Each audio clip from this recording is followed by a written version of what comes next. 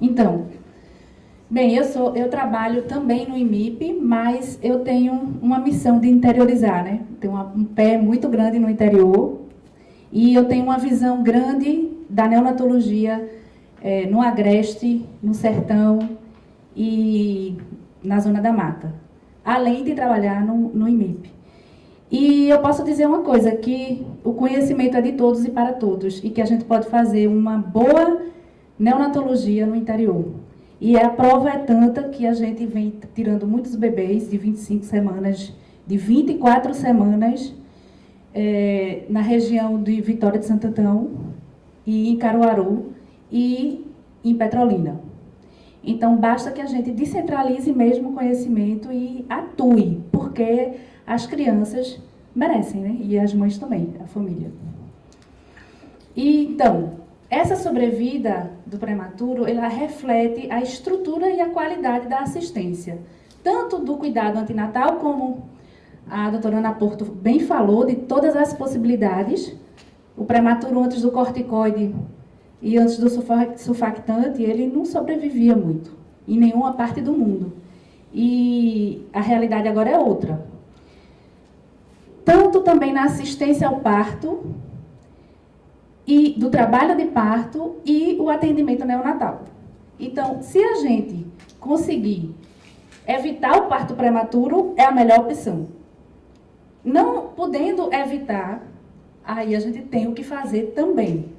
Agora, infelizmente, muitos dos nossos prematuros morrem por uma, digamos assim, uma falta de pré-natal.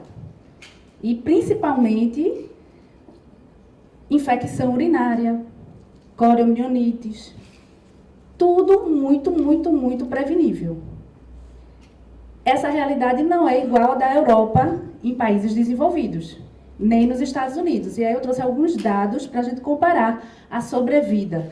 Tanto, não basta sobreviver, mas como sobreviver, com sequela ou não, cego ou não, com pulmão ou não, com paralisia cerebral ou não. Bem, eu vou falar um pouco do passado. Eu gosto de história. Então, em 1878 não se falava de prematuro. Mas se pensou em construir a primeira incubadora para colocar pessoas. E em 1920 começou-se a fazer também estudos e centros de prematuros, onde os prematuros ficavam aqui dentro dessas casinhas aí. E eles eram expostos para as pessoas passarem a visitação. Eita, olha o prematuro aqui dentro. E aí começaram a surgir as primeiras publicações sobre livro de neonatologia. Em 1921, se falou na alimentação do prematuro. E ele se alimentava pelo nariz, naquela época. Porque ele não tinha deglutição e achava-se que colocando a comida no nariz, ele chegaria, no caso, no estômago. E em 1930, houve o primeiro modelo para a oxigenoterapia do recém-nascido. Colocava praticamente dentro de uma incubadora e colocava o oxigênio dentro. Em 1934, houve assim, um grande evento que foi os quíntuplos de Lione. Eles sobreviveram prematuros, todos eles, mas acredito que foi sorte mesmo, nessa época. A seleção natural, a sobrevivência. Após a guerra, aí começou-se a observar que na neonatologia a gente encontrava a eritroblastose fetal e um grande número de sanguínotransfusão, porque a fototerapia ela só veio ocorrer, surgir na década de 60, 70.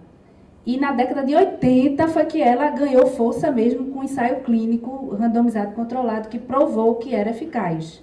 Mas as pessoas tratavam a fototerapia com ceticismo antes disso. E muitas crianças morriam de icterícia, kernícteros. Nem todo mundo sabia fazer sanguíneo. Então, quer dizer, uma coisa super simples, né? Hoje a gente liga a fototerapia e o bebê sobrevive. O prematuro morria de kernícteros.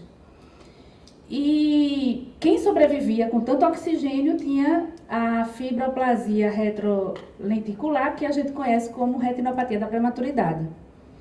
E essa sobrevida só conseguiam está em torno de 50%, em torno de 1,8 kg. Então, não tinha bebê muito pequeno que sobrevivia, não. Era uma raridade. E aí começou-se a estudar por que o prematuro morria. Ele morria da conhecida antes doença da membrana hialina, que hoje se chama síndrome do desconforto respiratório. E ela se dava pela deficiência do surfactante pulmonar. O bebê tinha uma insuficiência respiratória.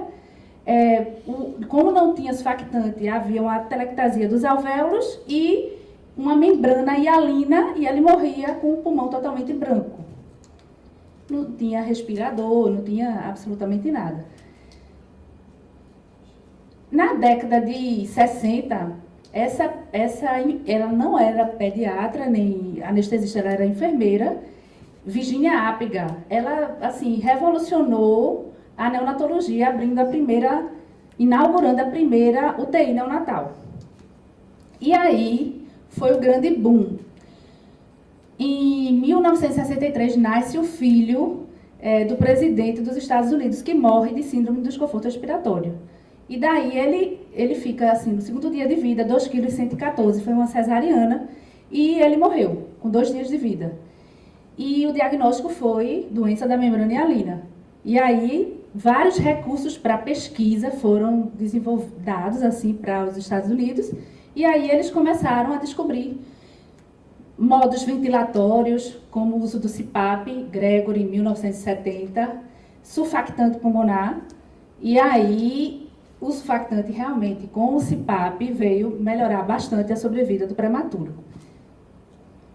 Além do follow-up, canguru e tudo isso que vem se desenvolvendo ao longo dos anos. E aí muitos bebês na década de 90, 2000 começaram a sobreviver, bebês cada vez menores. E aí a gente se depara com os problemas dessa prematuridade. Quais são os principais? Que cada um seria uma aula para se falar, mas síndrome do desconforto, a parte pulmonar, síndrome do desconforto respiratório, a parte cerebral, hemorragia intracraniana, que ocorre mais especificamente nos primeiros 3 dias de vida, enterocolite, que ocorre após a segunda semana de vida, necrotizante, displasia broncopulmonar em longo prazo nos prematuros e a retinopatia da prematuridade. Quanto mais prematuro sobrevive, mais morbidade tem. Agora, se você faz uma boa assistência neonatal, menos complicações você vai ter. Então, o índice de você saber a qualidade da UTI nos bebês que sobrevivem é saber quanto você tem de morbidade naquela unidade. Agora, vamos supor, se você chegar na África, você não vai encontrar prematuro sobrevivendo, então você não vai encontrar retinopatia da prematuridade, nem broncodisplasia pulmonar.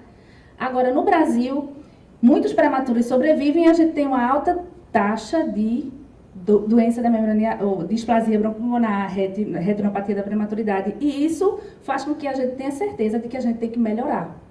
Porque quanto menos problemas a gente tem no prematuro, melhor é a assistência. E quanto menor o bebê, lógico, maior a chance de ter problemas. E aí a UTI vem cada vez mais com modelos de ventiladores mais propícios para o prematuro, com conhecimento da fisiologia desse prematuro. E eles vêm sobrevivendo. E qual é a situação do Brasil em relação à prematuridade?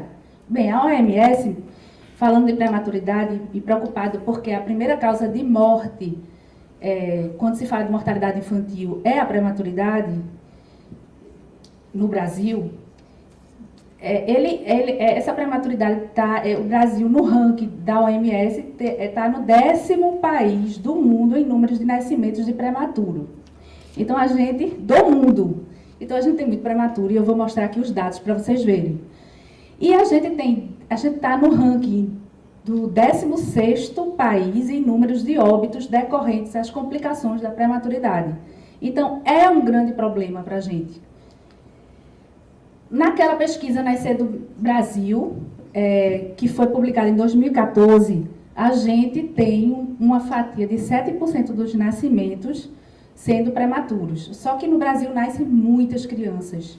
E nós temos muitos prematuros. E eu trouxe alguns gráficos aqui para mostrar para vocês dados do DataSUS.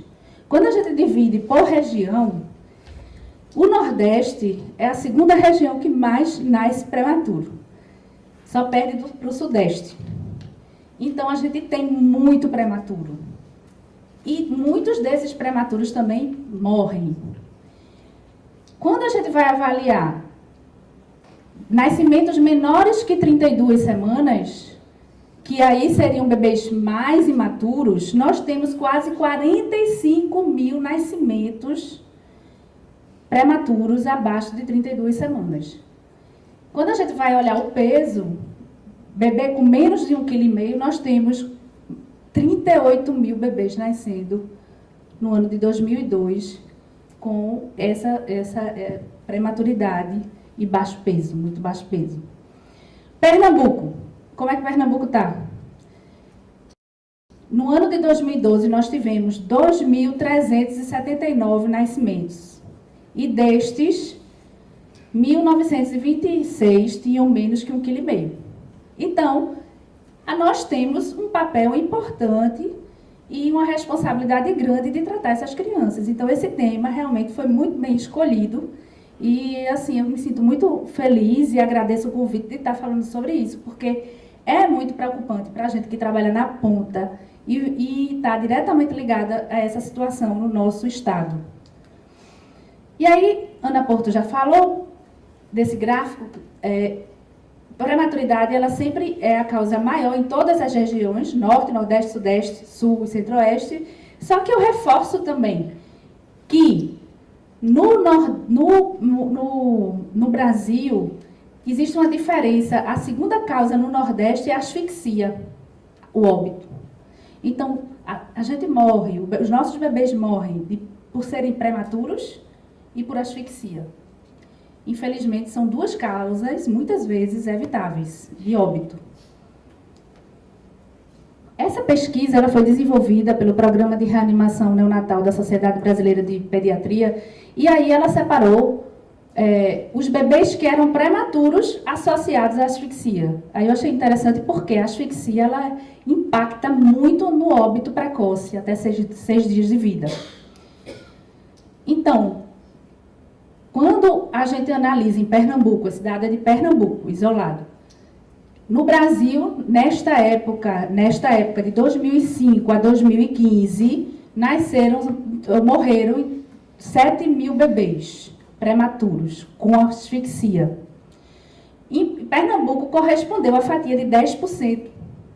Então, 10% desses bebês prematuros com asfixias ocorreram no nosso estado. E quando a gente vai em torno, por ano, de 2005 a 2010, não houve mudança. Então, a gente não viu nenhuma melhora em relação à assistência da prematuridade e do morte por asfixia. Então, a gente tem que fazer alguma coisa realmente. Alertar, melhorar, interiorizar, porque muitos vêm do interior. O óbito, 76% desses prematuros morreram antes de 24 horas de vida. Quando a gente fala de mortalidade infantil, 70% da fatia é o período neonatal, de 0 a 28 dias de vida. Quando a gente fala de morte desses recém-nascidos até 6 dias de vida, corresponde a quase 53%. Mais da metade morrem até 6 dias de vida. Então, está relacionado diretamente à assistência. A assistência ao pré-natal e a assistência ao nascimento. Então, a gente tem que melhorar isso. Sem dúvida. Se a gente conseguir atuar nisso, a gente vai dar uma melhor. Nascer bem faz toda a diferença. Um prematuro nascer bem faz mais ainda. Então, essa taxa vem se mantendo estável em Pernambuco. Nós temos uma taxa reta agora, praticamente não baixa muito a mortalidade neonatal, nem a precoce. E aí, o que é que a gente pode fazer? Como fazer para que essa criança nasça bem? Além, lógico, de tudo aquilo que a doutora Ana Porto falou, que é fundamental. Lembrando que o obstetra é o primeiro pediatra da criança. Bem, eu trouxe esse dado, é de 2014, nasceram cerca de 40 mil bebês menores que 1,5 kg.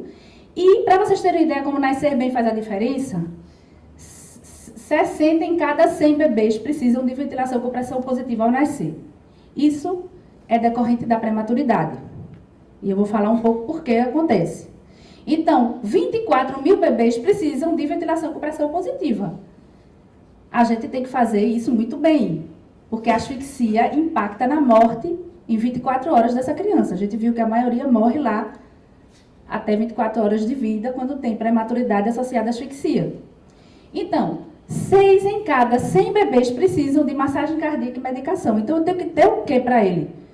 Uma assistência adequada na sala de parto para essa criança. Isso vai fazer toda a diferença para o desfecho e a sobrevida dessa criança.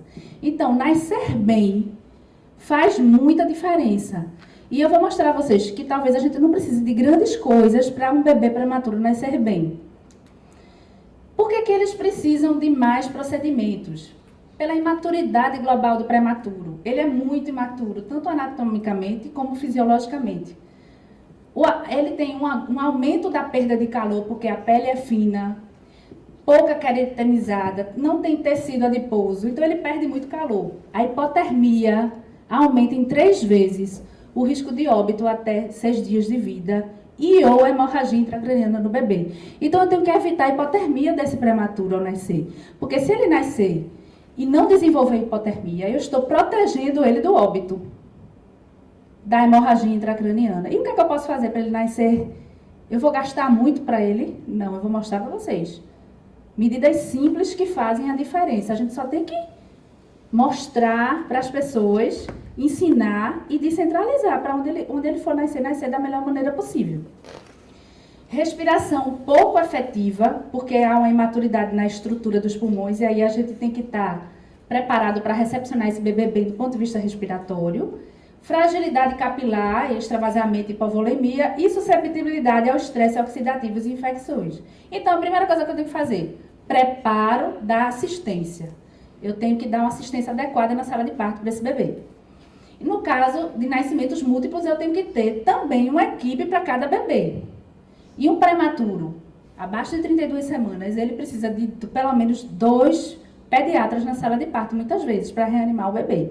Ou 2 pessoas capacitadas na reanimação. Fora o técnico que circula.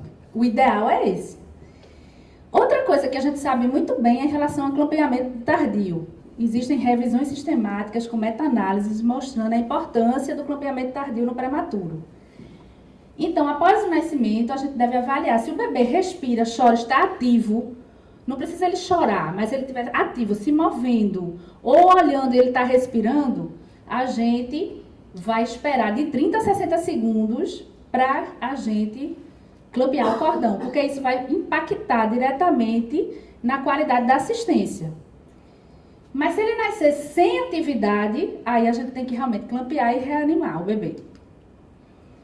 Esse clampeamento maior que 30 segundos, ele, com o bebê com vitalidade ao nascer, ela diminui a hemorragia peri-intraventricular, ou seja, a hemorragia intracraniana, diminui a enterocolite, a necessidade de transfusões sanguíneas no recém-nascido e a única desvantagem é que ele pode subir um pouco a hemoglobina e precisar de fototerapia por icterícia.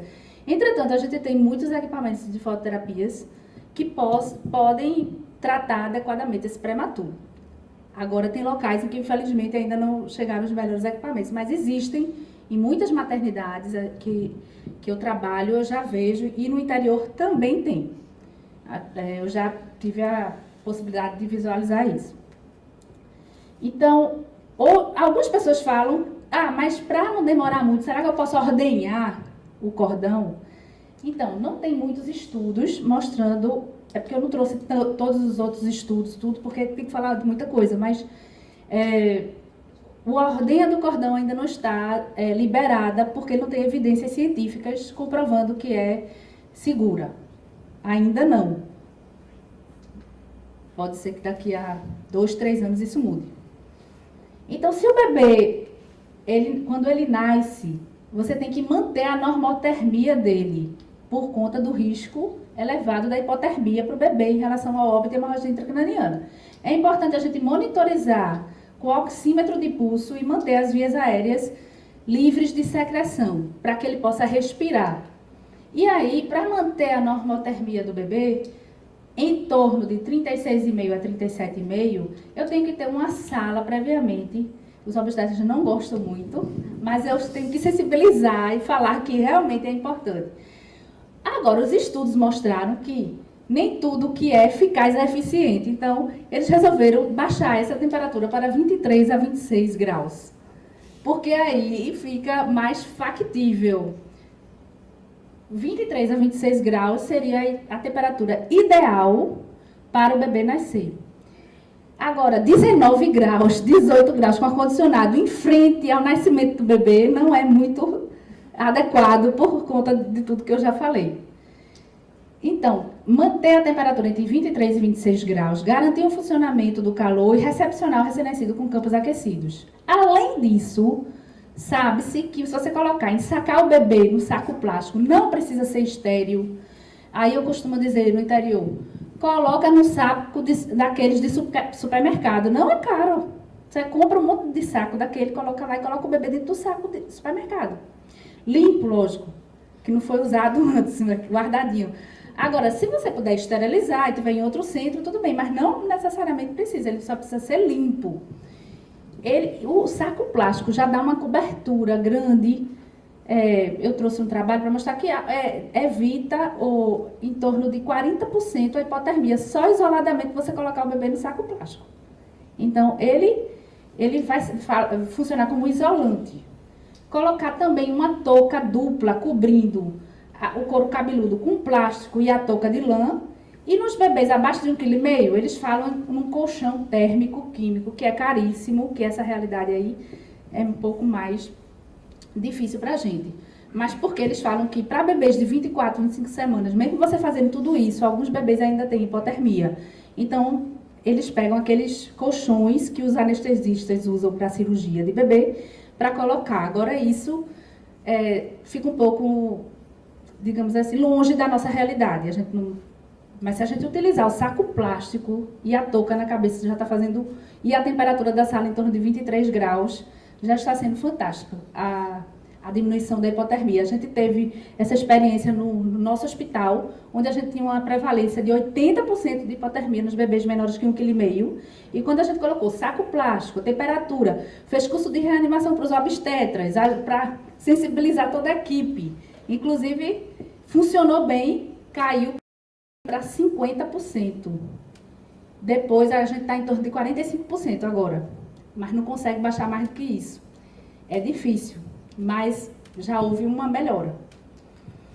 Quando a gente traz os dados de hipotermia, o IMIP ele faz parte de uma rede nacional de pesquisa que se chama Rede Brasileira de Perinatologia.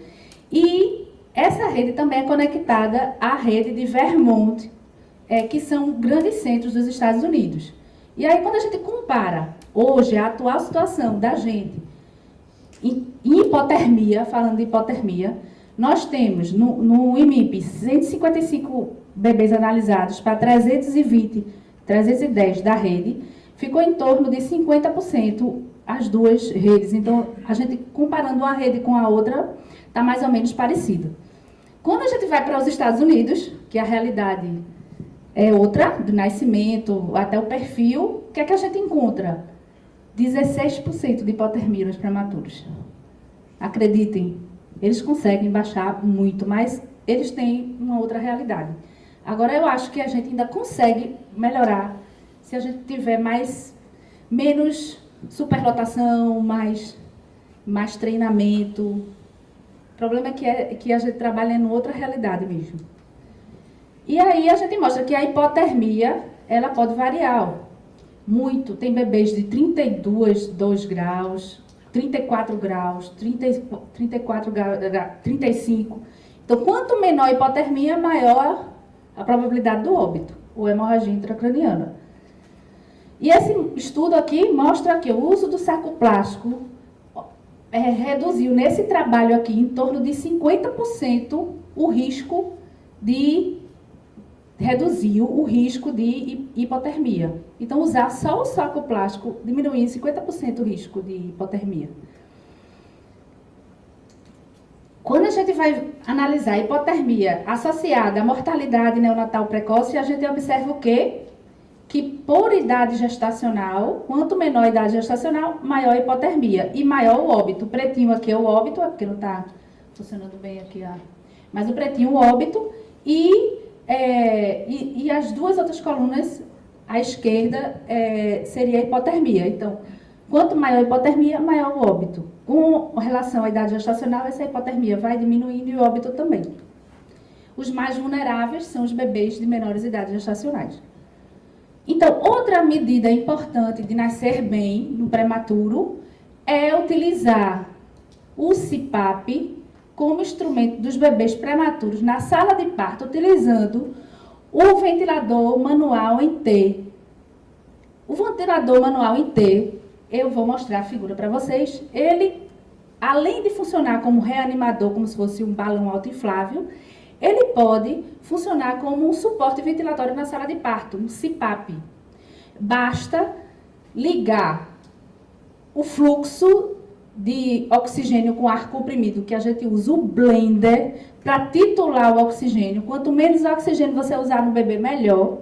A gente vai dar só o que ele precisa, porque ele vai estar com o oxímetro de pulso, mostrando a saturação. Ele precisa, você vai titulando 30, 50, 70, e aí você vai titulando para o que ele precisa, porque quanto menos oxigênio você usar no bebê, melhor você está fazendo para assistência de boas práticas no recém-nascido prematuro. Então, a gente precisa ter o oxímetro, um blender e um ventilador manual em T. O ventilador manual em T, ele custa em torno de R$1.000. Ele não é absurdamente caro, mas ele traz muitas vantagens, porque ele vai estabilizar a via respiratória, ele vai diminuir a telectasia pulmonar, do pulmão do bebê prematuro na sala de parto, porque às vezes nascia, você ventilava com um balão autoinflável e levava para a UTI. Esse período, sem suporte ventilatório, fazia a telectasia dos alvéolos. Então, realmente, você colocar um CPAP, que é essa máscara conectada no ventilador, você já está dando um suporte ventilatório e melhorando e estabilizando a respiração do bebê. Então, esse aqui é o ventilador manual em T. Ele tem uma via de entrada, aqui é o gás, à esquerda. Você coloca o fluxo de 5 a 15 litros, com a média de 8 litros. Ele entra e aí você regula saindo para o bebê ali. Se você apertar o dedinho ali, você vai fazer uma pipe, como se fosse apertando o umbu. Isso serve para quando o bebê está em apneia. Se o bebê prematuro nascer chorando, mas só com desconforto respiratório, você não coloca o dedinho aqui. Você só coloca a máscara no bebê, que vai fazer o CPAP. E aí vai dar estabilidade no pulmão. E aí você também, se precisar, faz o oxigênio. A gente começa atualmente com 30%. De oxigênio no prematuro. A gente não começa mais com 40, nem com 100, como antigamente, mesmo na reanimação, 30%. E eu trouxe para vocês o curso, existe um curso de reanimação para prematuro. Ele é um treinamento de 8 horas e tem um pré e um pós-teste e uma certificação da Sociedade Brasileira de Pediatria.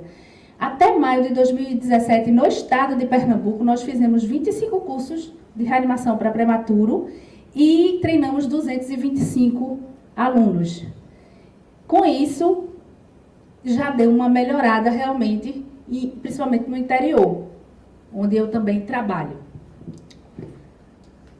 Aqui, esse é o curso, a gente leva o baby puff, leva o bonequinho, o prematuro, a gente tem até um prematuro, e faz esses cursos. Esses cursos a gente conseguiu serem realizados nessa parte toda do estado de Pernambuco. E agora, depois de falar um pouco da assistência, que eu acho que impacta bastante a mortalidade, como a gente viu, nascer bem faz a diferença. Essas são as maiores atualizações em relação ao nascimento: o clampeamento tardio, o uso de pouco oxigênio e o do CPAP na sala de parto com o ventilador manual em T. São as três, e manter a temperatura com saco plástico e a touquinha na cabeça do bebê. São as principais estratégias para recepcionar bem um bebê. Agora eu vou falar um pouco também da humanização que a gente precisa ter em relação ao prematuro. Uma família, quando tem um bebê prematuro, são vários lutos que elas passam, medo de perder o bebê. E a participação dos pais faz toda a diferença. É muito importante ter uma visão humanizada, porque o pai e a mãe participando. Eu lembro, e vou falar agora de uma mãe que ela me autorizou a contar a história dela. Ela era 25 semanas gemelar, coriomionite. Ela é da Angola, veio fazer uma fertilização aqui e acabou ficando. Internou com um trabalho de parto prematuro 25 semanas de idade gestacional. Ela é, né, engenheira e uma pessoa super esclarecida. E foi acabar tendo bebê em Vitória de Santo Antão. 2 meninos de 25 semanas com coriomionite e infecção. O hemograma de cada uma tinha mais de 100 mil leucócitos de infecção. Então, realmente foram bebês difíceis. E essa mãe, ela fez toda a diferença. Ela dormia no hospital, ela todos os horários ordenhava para o filho, tirava o leite para o bebê. E os 2 sobreviveram. Os 2, Henrique e Pedro, todos 2 sobreviveram. Agora tem paralisia cerebral, um tem um desvio ocular e não enxerga bem.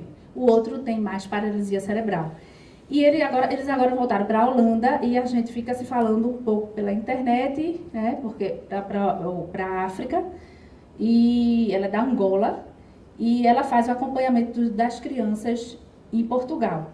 Mas ela é muito satisfeita e feliz, porque essas crianças sobreviveram, era o sonho dela de ser mãe, mas a participação dela na UTI foi fundamental. Então, a mãe, o pai, a família faz toda a diferença. Sobretudo, o leite materno ordenhado, que isso traz muitas vantagens para o recém-nascido prematuro. Então, participação da família, fundamental. Acho que paralisou ali.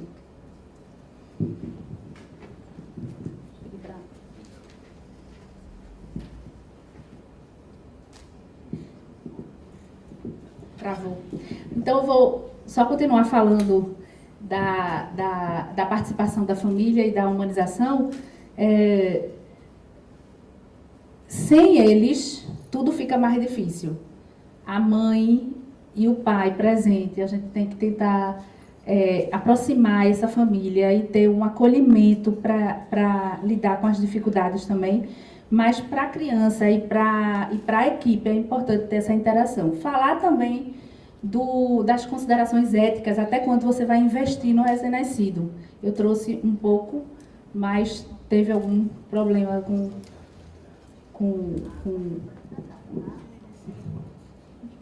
O que eu trouxe foram os dados mostrando de sobrevivência dos países em relação, mais ou menos parecido com o que o aeroporto falou, mas a gente tem dados também nosso. E aí eu queria mostrar o dado do Brasil, porque esse dado é interessante para a gente entender a nossa realidade. O que a gente entende do limite da viabilidade? Para nós, cada serviço vai ter a sua realidade. Por exemplo, se eu trabalho num hospital onde eu não tenho uma equipe e uma UTI neonatal e nasce um bebê de 28 semanas, esse bebê ele vai ter mais chance de óbito do que um bebê talvez de 26 semanas que nasça num centro onde tenha tudo o que possa se fazer por ele. Então, isso vai depender do grau de assistência que a gente vai dar ao recém-nascido.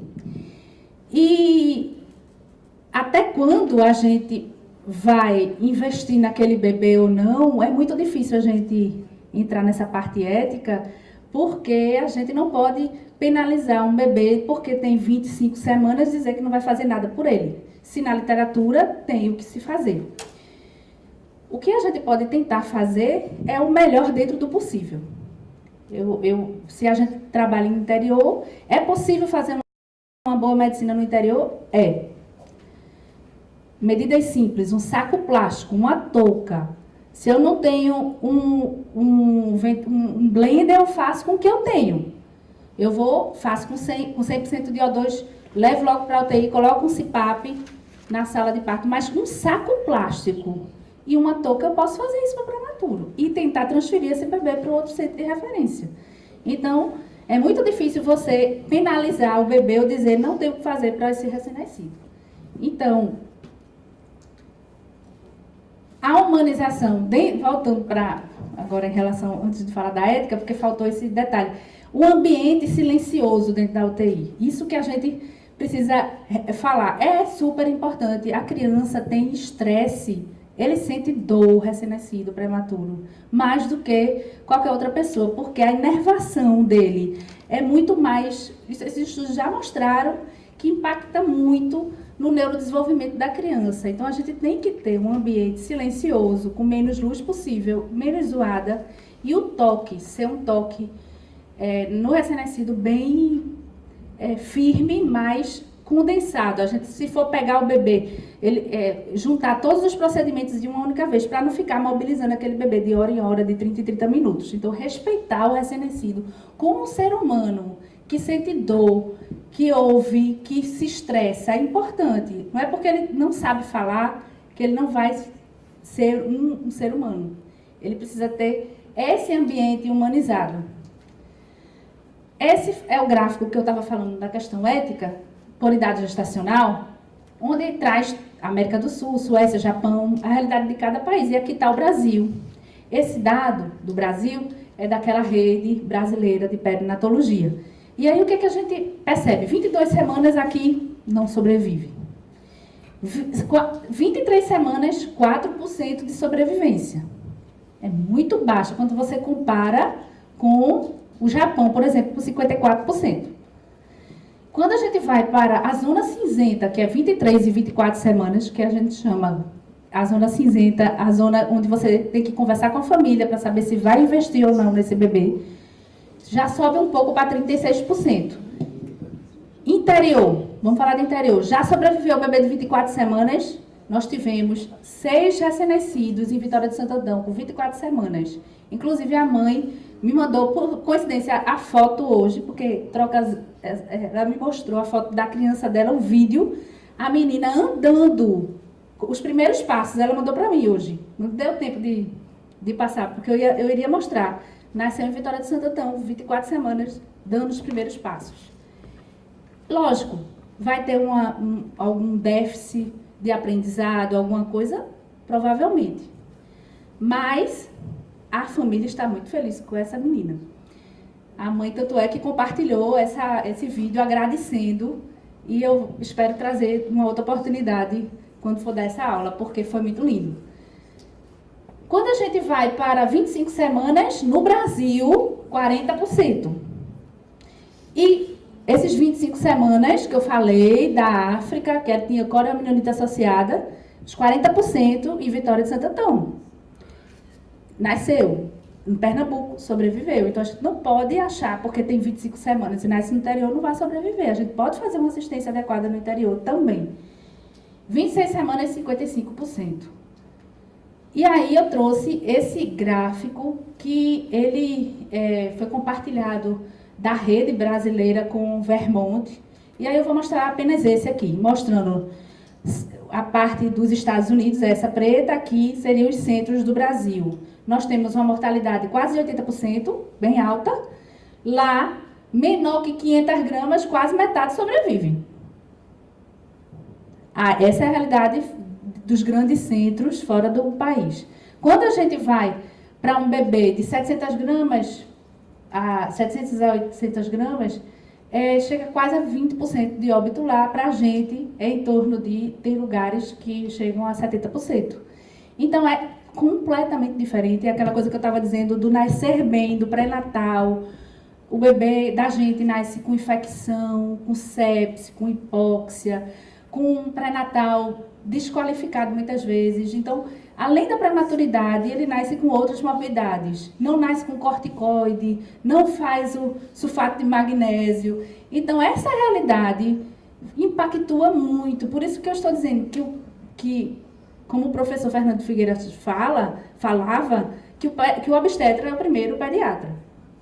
E aí, para finalizar, eu trago Essa bebê que a mãe permite eu trazer, ela já está com 14 anos hoje, ela foi da época da minha residência. E aí eu finalizo. Marcela Vitória, o nome dela, ela nasceu com 520 gramas, com peso chegou a pesar 370 gramas. E eu ouvi, não temos o que fazer para essa bebê, é muito pequena, não sobrevive no nosso hospital. E eu não me conformei um pouco com isso, que eu achava que tinha que fazer alguma coisa. A mãe tinha pré-eclâmpsia grave, 40 anos e não ia ter outro filho. E eu ia todos os dias, até domingo, evoluir essa criança, e ela sobreviveu. E eu fui para o aniversário de 1 ano dela. Então, naquela época, apesar dela ter 28 semanas, não sobrevivia no nosso hospital esses bebês. Mas a gente tem que acreditar que a gente sempre pode tentar fazer o melhor. E ela sobreviveu. Então, era isso que eu tinha para falar. Muito obrigada.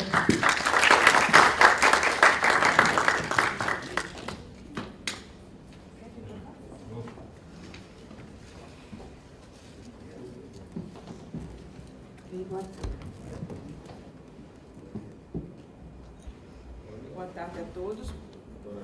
Mas boa noite. Eu gostaria de chamar os palestrantes para virem a compor a mesa. E de pronto. Você vai conduzir? Não, pode ir. De pronto. Acho que todo mundo está ouvindo sem nem microfone. De pronto, eu passo a palavra para a plenária, para quem tiver algum questionamento, parabenizando aqui as duas palestrantes. Foram palestras bem interessantes, por isso que a gente deixou passar um pouco do tempo. Passou quase 10 minutos. E, na realidade, Daniela cumpriria no tempo, mas como teve o problema técnico aqui, a gente cedeu mais 5 minutinhos que ela nem utilizou. Na realidade, ela terminaria em tempo hábil. Então, já estou vendo que o Olívio tem ali nós temos na Faculdade de Medicina, lá da UPE, um eixo. Tá dando para ouvir bem? Está ouvindo bem? Então, nós temos tá um eixo gravando, humanístico. né? Era bom. É bom É chamado... Fala aqui, Olívio, por favor.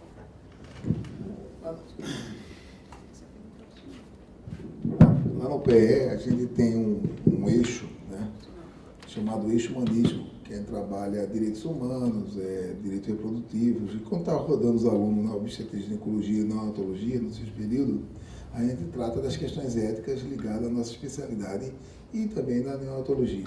E o professor Adolfo, você já foi lá, né, dar aula, né, falar sobre assistência ao parto, ou via de parto. A gente geralmente traz alguém para dar... São vários temas ligados à ética. E aí Adolfo coloca que a sociedade de pediatria, né, mudou um pouco, mas assim, Ana Porto falou 26 semanas com ponto de corte, existe aquela zona cinzenta que a sociedade de pediatria considera, eu acho que é de 23 a 24, e de 24 em diante não é tentar. Que já foi há algum tempo, essa zona cinzenta foi 24 e 25. Mas lá tem essa zona cinzenta, assim, quando eu entender que abaixo disso não é uma orientação de você investir. Mas eu vi aqui vocês falando assim, que parece que em qualquer idade deve ser tentado. Eu entendi isso. Valia a pena. E olha lá que eu estou comparando isso com uma situação bem diferente da nossa, né? Da crise que nós estamos vivendo. E na rede, né, que Renato Passini, a rede de perinatologia, os centros que participam são centros de referências, que muitas vezes a referência não é igual ao restante do Brasil. Já é uma diferença grande em relação à média, porque lá é centro de universidade que tem os melhores profissionais. Então, por ter esse viés também, dando até uns resultados melhores do que na realidade se pegasse o Brasil com tudo. Aí, quando eu vi você que a gente se apaixona pelo tema, e sempre fica assim, eu fico com receio, assim, que a gente fique sempre como fosse um heroísmo, certo? Porque do mesmo jeito que existe o caso que você mostrou, atrás desse caso existem milhares ou centenas de casos que as crianças estão com vida vegetativa, que provavelmente não convidaram os pediatras para um aniversário do primeiro ano. Então é para a gente ter... Claro que é apaixonante, mas saber que há também, por isso que o pessoal coloca ponto de corte, como um risco-benefício. Eu fico pensando assim, para não passar uma ideia assim, que agora vamos com 21 semanas, 22 semanas, no Brasil, porque eu tive uma discussão dessa, com vários temas, assim, com o pessoal do Ministério Público, né? Com as tentativas heróicas, só para fazer um paralelo. A gente discutiu um caso que foi de uma morte materna, morte cerebral, em que a mãe, o marido solicitou a continuação da gravidez, tem 16 semanas, porque queria ter o filho que era desejado. Aí é a mesma coisa, você vai procurar na literatura, não tem. E quando tem, são resultados positivos que aparecem na imprensa. Os 99% que não dá certo, não aparece. E o resultado, quando vai dar positivo, assim, precisa passar 12, 18 semanas na UTI, é muito raro. E tem um problema que quando há morte cerebral, no dia que morre cerebral, o convênio não paga mais. Porque o compromisso é com a vida da pessoa. Depois que ela sido atestado de óbito, o convênio não paga mais. E o leito dia é muito caro. Aí termina passando para o SUS. Essa paciente vai para o SUS. E quem vai pagar é o SUS. Aí Ivana Botelho, que tem uma visão diferente que não é a nossa, isso é um capricho. Eu estou lutando para pessoas viáveis que estão morrendo por falta de UTI. Como é que eu vou colocar uma mãe que não há evidência nenhuma do resultado por um caso que aconteceu entre centenas que não deu certo, enquanto eu tenho um caso muito mais necessitando de UTI? Como é que eu vou... E quando nascer essa criança com 25 semanas, ela vai passar tanto tempo na UTI. Então é só para a gente pensar no contexto do nosso país, quantas outras crianças viáveis com 32 semanas estão morrendo por falta de UTI. Para a gente fazer esse balanço no contexto de justiça da bioética. Você quer falar? Quer? Não, pode. Eu acho que foi mais para você. Depois eu gostaria de fazer um comentário depois também, mas assim. Isso aí a gente vale o fim de semana, né? Se a gente for discutir. Agora, o que eu acho importante é que não vamos viver de utopia, não. Nós sabemos que trabalhamos em serviço público, a nossa realidade. Agora, o que a gente não pode, depois de tudo que eu li sobre o limite da viabilidade, somos nós não discutindo com família e pesando condições de cada serviço, definir, não temos o que fazer, vai morrer dentro do útero. Então, a literatura já se colocou. Só faz tratamento paliativo abaixo de 23. Em tese, acima de 25, tem que fazer reanimação. Então, este seria o bebê que, se estiver no interior, ele deve ser feito um corticoide, deve fazer tocólise e transferir para um lugar melhor. 25. E o de 23 e 24, que pra gente, assim, tudo bem, eu entendi você, concordo que o feliz caso que Dani mostrou aí é um dos poucos, porque não se pesa só sobrevida, é sobrevida e sequela. Porém, não nos é dado o direito de decidir, não temos nada a fazer, vai morrer dentro do útero. Então, é para discutir. E a gente tem que lutar para chegar lá no resultado do Japão. Será que a gente chega um dia? Provavelmente não. A questão não é viver na utopia, mas se o casal, mostrando aquele gráficozinho, que eu achei aquele gráfico fantástico, engraçado, ninguém se entusiasma tanto com o gráfico como eu. Eu adorei. Mas eu amei aquele gráfico. Eu acho que mesmo que haja uma pequena compreensão da família, com os bonequinhos pintadinhos, ela vai entender a possibilidade de sobreviver e a possibilidade das sequelas mais. E ela pode dizer, não, se eu tiver 1% de chance, mesmo com todas essas sequelas, eu quero. E aí? Não somos nós obstetras que vamos dizer, vai morrer dentro de tudo, porque não vai fazer. Tem que tentar.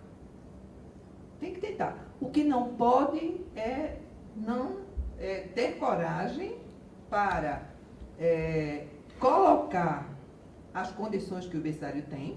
Às vezes não tem nenhuma incubadora disponível, muito menos reanimação completa, sulfactante, papapá, né? Ou não pode, nós obstetras, por exemplo, eu, Ana Porto, paciente de 23 semanas, 24, se a família diz que quer tentar, eu vou fazer sim corticoide.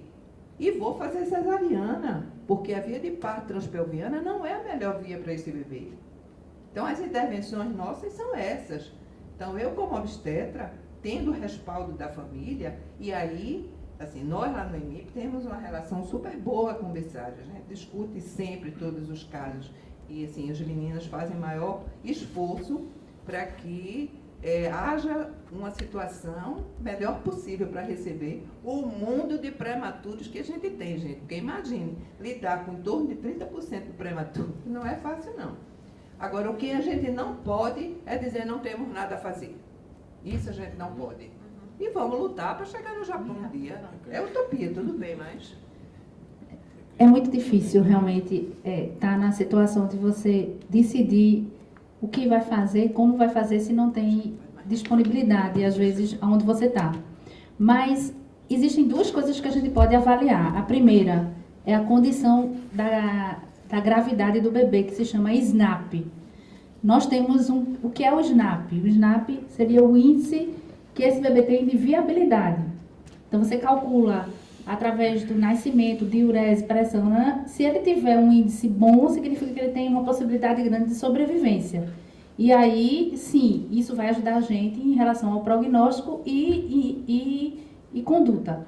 Acho que a primeira coisa é a gente se basear. Será que esse bebê tem viabilidade realmente?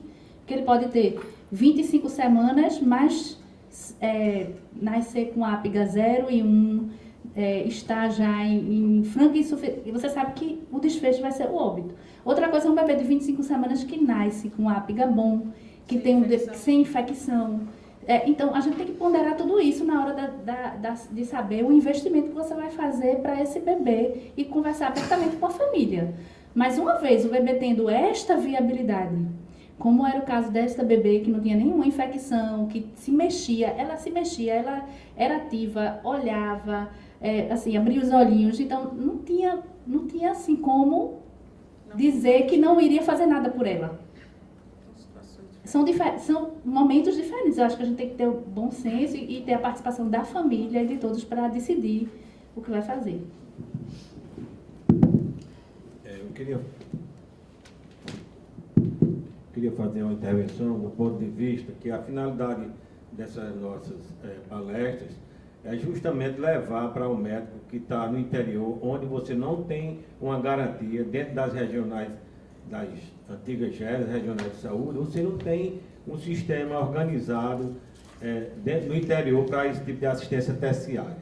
Eu acho que a gente tem aqui, 4 hospitais, eu acho que o de Caruaru é que tem um perfil ainda terciário com as dificuldades todas. Então a finalidade nossa é de levar para que se diminua esse número de prematuros. A gente consiga, assim, dentro de uma ação simples como essa, levar para os médicos do interior as coisas que devem ser feitas simples, que a doutora Dani falou. Então, eu acho que a gente está aqui num nível de discussão que perpassa a situação real da maioria das cidades do interior.